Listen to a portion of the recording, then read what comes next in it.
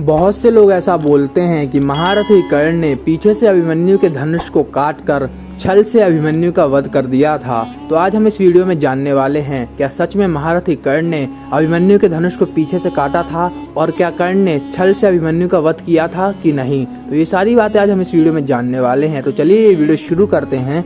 जय श्री राम।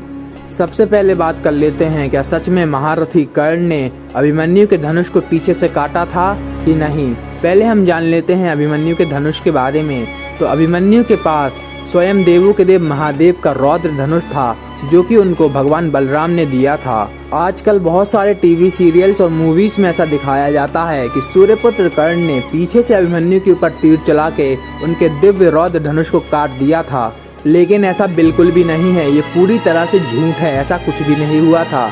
असलियत में हुआ तो ये था कि जब महाभारत के कुरुक्षेत्र युद्ध के 13वें दिन अभिमन्यु चक्रव्यूह के अंदर प्रवेश करते हैं, उस समय अभिमन्यु के पास उनके पिता चंद्रदेव द्वारा दिया हुआ चक्रव्यूह में ना हारने का और चक्रव्यूह में अजय रहने का वरदान था। इसके अलावा अभिमन्यु के पास स्वयं देवों के देव महादेव का रौद्र धनुष था और भगवान ब्रह्मा का ब्रह्म कवच था। इन सभी महादिव्य शक्तियों के कारण अभिमन्यु चक्रव्यूह के अंदर अजय हो चुके थे और उनको कोई योद्धा परास्त नहीं कर पा रहा था। अभिमन्यु ने इनका प्रयोग करके महागुरु द्रोणाचार्य और अश्वत्थामा जैसे योद्धाओं को भी युद्ध में परास्त कर दिया था।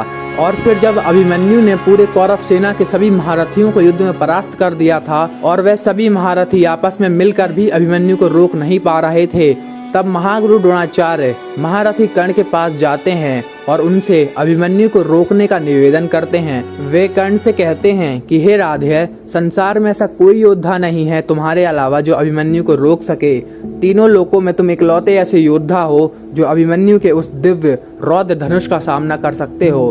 तब सेनापति होने के नाते गुरु द्रोणाचार्य कर्ण को आदेश देते हैं कि वह अभिमन्यु से युद्ध करें और अभिमन्यु को रोकें। तब महारथी कर्ण द्रोणाचार्य के आदेश पर अभिमन्यु से युद्ध करने जाते हैं और अभिमन्यु को युद्ध की चुनौती देते हैं। उस समय महारथी कर्ण और अभिमन्यु के बीच एक भीषण युद्ध छिड़ जाता है।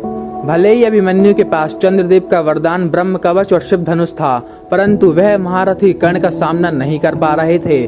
तब द्रोणाचार्य कर्ण से कहते हैं कि हे राधेय, तुम अभिमन्यु के उस दिव्य रौद्र धनुष को काट दो। तीनों लोकों में तुम्हारे अलावा ऐसा कोई योद्धा नहीं है जो भगवान शंकर के धनुष को काट सके। उस समय महारथी कर्ण अपने तीरों से भगवान शिव के रौद्र धनुष के टुकड़े टुकड़े कर देते हैं। इसके बाद महारथी कर्ण अभिमन्यु के दिव्य ब्रह्म कवच को भी फाड़ देते हैं और अभिमन्यु के सभी अस्त्र शस्त्रों को काट कर अभिमन्यु को रथहीन कर देते हैं। तब अभिमन्यु एक एक करके गदा, तलवार और रथ का चक्र उठाकर कर्ण की ओर फेंकते हैं। तब महारथी कर्ण उन सभी शस्त्रों को हवा में ही काट देते हैं और अभिमन्यु को निहत्था और रथहीन कर देते हैं।